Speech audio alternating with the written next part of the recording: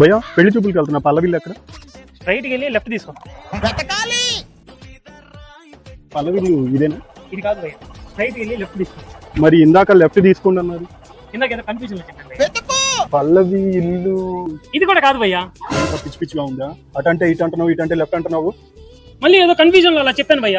అవును భయ్యా, ఈసారి కరెక్ట్ చెప్తావా లేదు? స్ట్రైట్కి వెళ్ళి లెఫ్ట్ తీసుకో. ఏం జరిగింది, ఏం జరుగుతోంది, ఏం జరగబోతోంది? ఇది కూడా పల్లవిల్లు కాదు కదా? కాదు భయ్య, ఒరే నేను పెళ్లి చూపులకి వెళ్ళాలనుకుంటున్నామా, నీలెవరా? కాదు భయ్య. పోనీ వాళ్ళకి నీకేమన్నా గొడవలు ఉన్నాయా? లేవు భయ్య. పోనీ వాళ్ళకి నీకేమన్నా ఆస్తి తగాదాలు ఏమన్నా ఉన్నాయా? అస్సలు లేవు భయ్య. మరి ఎందుకురా నన్ను మిస్గైడ్ చేస్తున్నావు? నువ్వు కొట్టనంటే చెప్తాను భయ్య. సరే చెప్పు.